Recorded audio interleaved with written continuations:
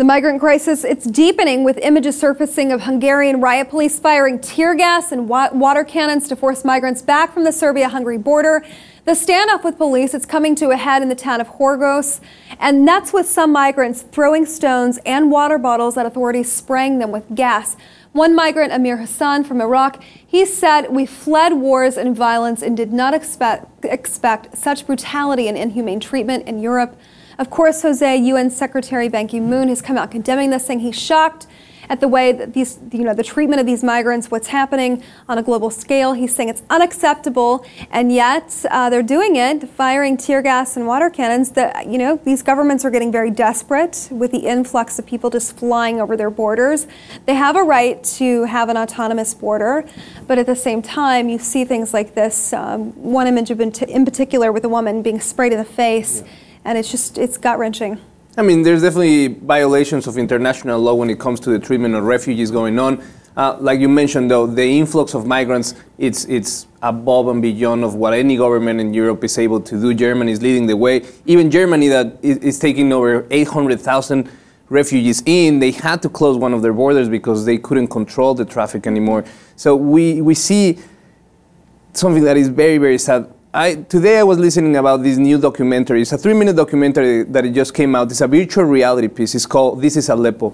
And it's just a piece of one girl, a survivor, walking you through the painful experience of living in Syria. And it was made specifically to share to the world what these people is fleeing from. Mm-hmm. So we are aware that they're not trying to go in and bring any violence with them. They are fleeing the violence, and to be received like this is very harsh to see.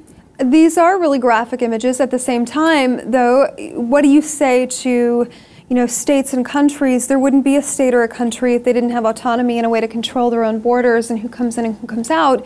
What do you say to that? I mean, definitely it's something to be concerned. Countries, they do have their budgets, they do have the capability that they have, but to that, I see countries much smaller, like Jordan, taking millions of refugees, where they don't have the budget like the US or Germany or even Hungary. So, yes, to your point, there are laws and the need, like I read another article where it was saying, the Federalist, it was a blog where they said that it was the duty for European countries to protect the heritage and the makeup of the continent. To that I say, well, this is an emergency. This is a human crisis. Going on here, though, so in this specific case, I don't think that this is a racially or ethnically motivated thing. I think that these countries, they are taking at the very top of what they can do, and it's a horrible situation because you see these images. They're so gut-wrenching. They're so awful. I feel for these people. I don't know what more these countries can do than just take in the X amount that they can take in. There has to be a more solid solution, which would be ending this conflict and aiding so that they don't have to leave in the first place. Anyway, we'd love to know what you think at home about Hungarian riot police shooting migrants coming over the border with water cannons and tear gas in the face. Let us know what you think about this story. While you're at it, be sure to check out the rest of our channel and subscribe to the LIP TV for more.